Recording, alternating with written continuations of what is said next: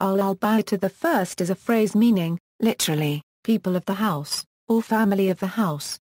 Within the Islamic tradition, the term refers to the family of the Islamic prophet Muhammad. In Shia Islam and Alevism, the al-Bayt are central to Islam and interpreters of the Quran and Sunnah.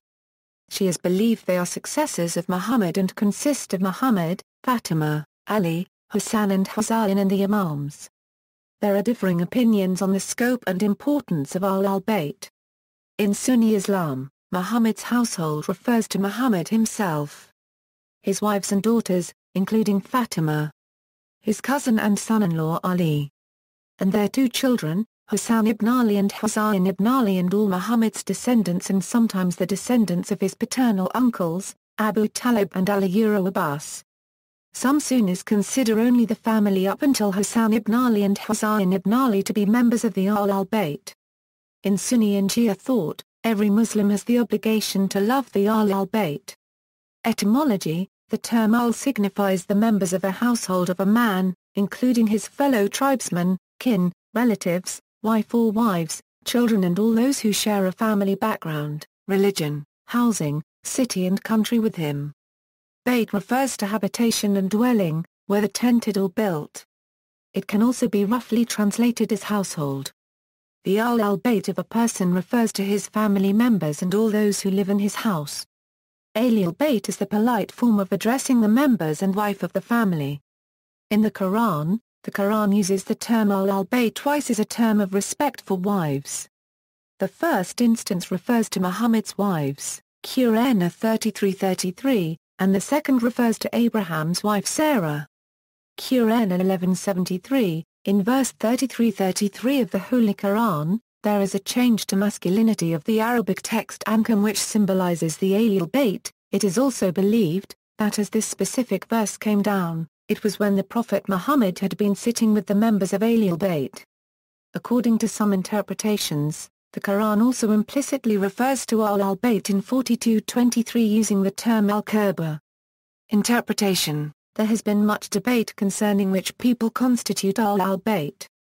Although there have been many disagreements, there is a consensus amongst Sunni and Shia Muslims that the al-Kisa Hadith refers specifically to Ali, Fatimah, Hasan and Husayn. Mention of the al-Bayt, Muhammad's household, is present in a verse of the Quran as follows. O wives of the Prophet! You are not like any other of the women. If you will be on your guard, then be not soft in speech, lest he in whose heart is a disease yearn. And speak a good word. And stay in your houses and do not display your finery like the displaying of the ignorance of your. And keep up prayer, and pay the poor rate, and obey Allah and His Messenger. Allah only desires to keep away the uncleanness from you, O people of the house. And to purify you are purifying. And keep to mind what is recited in your houses of the communications of Allah and the wisdom. Surely Allah is knower of subtleties, aware.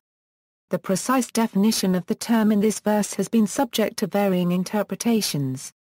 In one tradition, according to which Muhammad's companion Salman al-Farsi is included as a member, it is used to distinguish from the Muhajirun and Ansar. According to Sunni doctrine, the term includes the wives and dependents of Muhammad, as it addresses them in the preceding verse, an interpretation which is attributed to Abd Allah ibn Abbas and Ikrimah ibn Abi Jahl, both of whom were companions of Muhammad.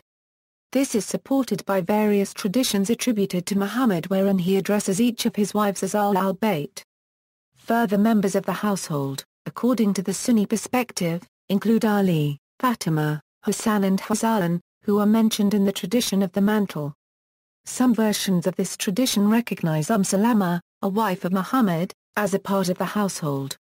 Thus, according to the Encyclopedia of Islam, he current orthodox view is based on a harmonizing opinion, according to which the term al-Bayt includes the al-Aliaba 3/4, that is the Prophet, Allah, Fawa to the first Imam, al-Currency Hasan and al-Currency Husayn, together with the wives of the Prophet. According to Laura Vaglari in Encyclopedia of Islam, there is a story narrated in many traditions according to which Muhammad sheltered under his cloak, in varying circumstances including the Mubahala, his grandchildren the Currency Hasan and Husayn, his daughter Fatimah and his son-in-law Ali. And therefore it is these five who are given the title al-Kisa or oe people of the mantle. Some have attempted to add Mu'ayyan Ahmad unregistered trademark wives to the list. However, the number of the privileged is limited to these five. Other interpretations include the family of Ali, as well as the families of Muhammad's relatives such as Aqil, Ja'far, and Abbas ibn Abd al-Muttalib al-Abbas. Early Islamic jurists Malik ibn Enes and Abul Currency al-Nafar included the clan of Banu Hashim within the definition, while al-Shafi'i included the whole of Banu Muttalib. In Shia thought, the household is limited to Muhammad, Fatimah, Ali, Hasan, Husayn, and their descendants. As per their deduction from the tradition of the mantle, they interpret the change in pronoun in the Quranic verses showing that only the aforementioned members constitute al-Bayt. Madelung writes that, his change of gender has inevitably contributed to the birth of various accounts of a legendary character, attaching the latter part of the verse to the five people of the mantle. Shias view these individuals as infallible and sinless imams and regard devotion to them as an essential part of the religion. Shia Muslims also support this claim with a hadith mentioned in the Sunni of the first cent or Delta Yen collection. Many Sunni scholars remark that the verse of purification was revealed concerning five people, Muhammad, Ali, Fatimah, Hasan and Husayn. Aisha reported that Allah's apostle went out one morning wearing a striped cloak of the black camel's hair. That there came Hasan b. Ali. He wrapped him under it, then came Husayn and he wrapped him under it along with the other one. Then came Fatimah and he took her under it, then came Ali and he also took him under it and then said, Allah only desires to take away any uncleanliness from you, O people of the household, and purify you. The tradition about this hadith goes from different sources to Fatimah, the daughter of Muhammad. She narrated that once her father visited her home, he had fever and was not feeling well. He asked for a Yemeni cloak which Fatimah brought to him and folded it around him. Later he was joined in that Yemeni cloak by his grandsons Hasan and Husayn, who were followed by their father Ali ibn Abi Talib, who was cousin and son-in-law of Muhammad. Finally Fatimah asked the permission to enter that cloak. When all five of them joined together under the cloak, Muhammad narrated the Quranic verse 33:33 to those under the cloak that all five of them are chosen ones, and he further stated that he wants God to keep all impurities out of reach and away from all of us. Muhammad then prayed to God to declare all five of them as his Ehl-i Beyt and keep away the najasat. God, at that request, immediately sent Gabriel to reveal to Muhammad that all the five under the cloak are dearest and closest to God and they are tahir without any traces of impurities. The 12 and Ismaili branches of Shia Islam differ in regards to the line of imamate.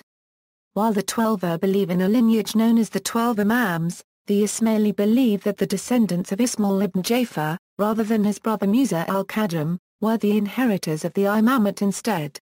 According to Enes ibn Malik, Muhammad, for 6 months straight used to pass by the door of Fatima whenever he left for Fajr prayers and said, "It is time for Salat, a family of the house.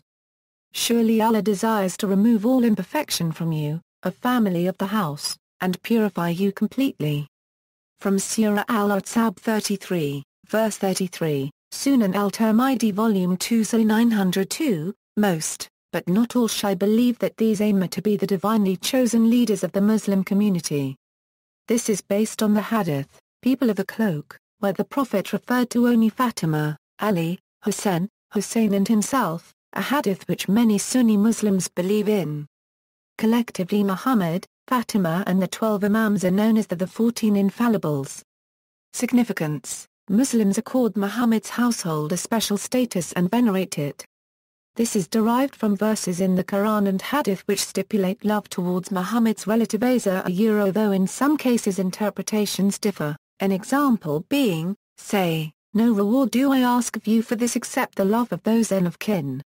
According to classical exegete al-Tabarani, the verse most likely refers to Muslim believers related by blood ties.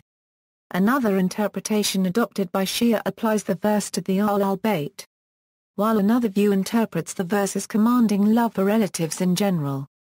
The latter view is favored by contemporary academic scholar Madelung. Sharia prohibits the administration of sadaqah or zakat to Muhammad's kin, as Muhammad forbade this income for himself and his family. The explanation given by jurists is that these alms are considered the defilements of the people, who offer them to purify themselves from sin, hence it would be unbecoming of the kin to handle or use them. Instead, they are accorded part of the spoils of war.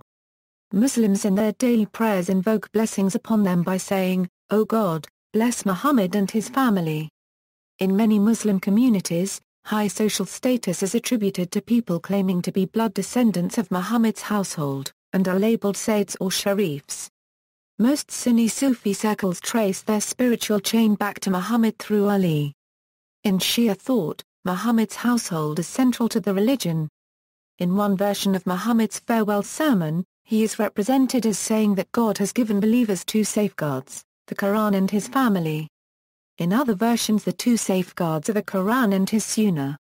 Popular Shia belief ascribes cosmological importance to the family in various texts, wherein it is said that God would not have created Jannah and earth, paradise, Adam and Eve, or anything else were it not for them. The majority of Shia regard the heads of the family as divinely chosen imams who are infallible and sinless. Al-Bayt. According to Shia Islam, the al-Kisa together with the imams make up the Shia definition of al-Bayt. Al-Bayt are seen as divinely appointed individuals and teachers of the Islamic faith after Muhammad. Members of the Al-Bayt include Prophet Muhammad, Lady Fatimah Zahra, Imam Ali ibn Abu Talib, Imam Hasan ibn Ali, Imam Husayn ibn Ali, Imam Ali ibn Husayn, Imam Muhammad ibn Ali, Imam Jafar ibn Muhammad, Imam Musa ibn Jafar, Imam Ali ibn Musa, Imam Muhammad ibn Ali, Imam Ali ibn Muhammad, Imam Hasan ibn Ali, Imam Hujjat ibn Hussein. See also Family tree of Muhammad, Family tree of Shayba ibn Hashim, Bani Shayba, Banu Hashim, Banu Quraysh, Banu Kinana, Hashemite, Desposinai. Notes. References: Madelung, Wilford. The Succession to Muhammad, A Study of the Early Caliphate. Cambridge University Press. ISBN A0-521-64696-0. Ordini, Abu Muhammad. Muhammad Kazim Khoswani. Fatimah the Gracious. Anzarian Publications. Asina B000 BWQ7N6A, Tayyar al-Qadri, Muhammad. Virtues of Sayyidah Fatimah.